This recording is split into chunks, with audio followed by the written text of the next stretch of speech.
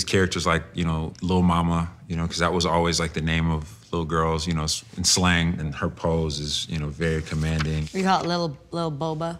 Lil Boba, yeah. What lights your fire?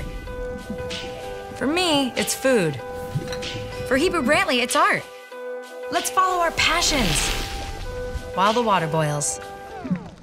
I think like most kids, you know, my earliest memories were like coloring books. Inside the lines, outside the lines? Oh, I was always an inside the lines guy. That was like mark of excellence at a young age. Oh, you did a good job. You stayed in the lines. And I was like, yes, I did it. Immediate validation. Exactly. That's what I do online, social media. It's just like, oh, likes, perfect, I'm good. That's all you need. When I was younger, it was definitely drawing cartoons and heroes. My mom was real adamant about sort of striking a balance. She wanted to also show me the side of sort of high art. And it was around the time I was about maybe 11, 12. She bought me my first, it was like a pop art book, you know, and that was like a real cool way for her to introduce me into, you know, another form, but still kind of stay in a very familiar playing field. A lot of those guys from that movement, you know, Haring, Basquiat, Warhol, I definitely like automatically gravitate to.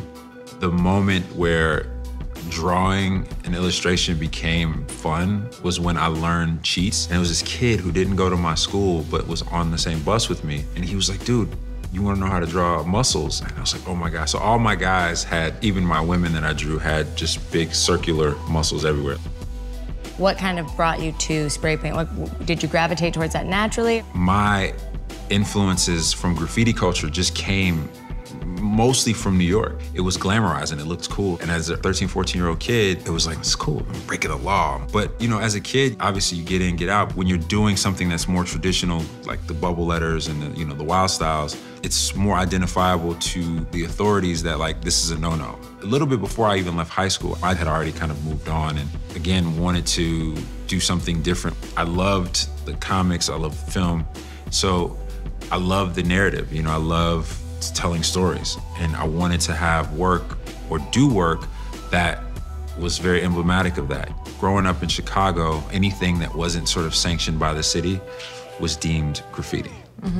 Graffiti busters used to roll around in a white van and paint ugly brown boxes over any sort of street art. Oh my God. So I would work on public projects that were for property owners, and sometimes they would get boxed out. And the, really? You know, the people would call like super upset, like, hey, you know, I just paid for this wall to be painted and you guys came, and it was a whole thing, it was a mess.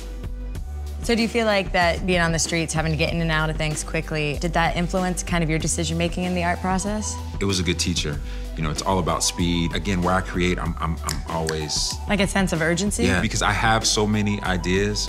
And have you ever, you know, started a piece and stopped halfway through, or do you always finish? I work on like, I say about 5 to 6 pieces at a time. Oh, really? Yeah. And you just go from back and forth to each one, kind of thing? Yes. I spend a lot of my time in this life watching paint dry.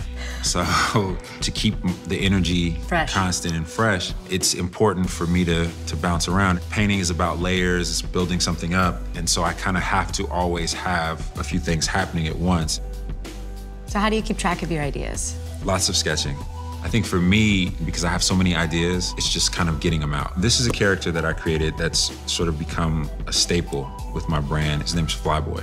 As a kid growing up, there was such a lack of people that look like me, people of color. What's really important is having these characters that can be representational and also drive the narrative and say what maybe I'm feeling or talk about certain things and sort of take a sense of levity in that.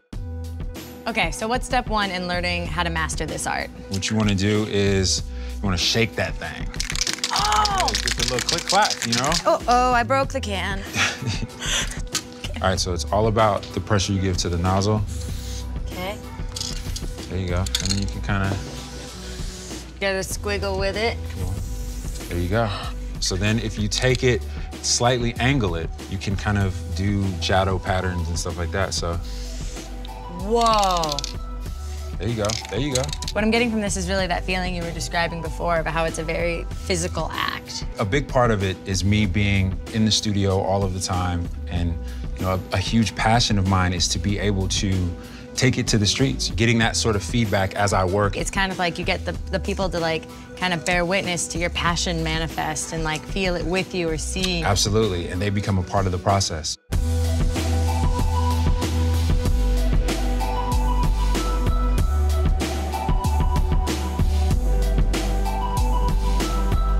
I like it, the basil. It's art basil.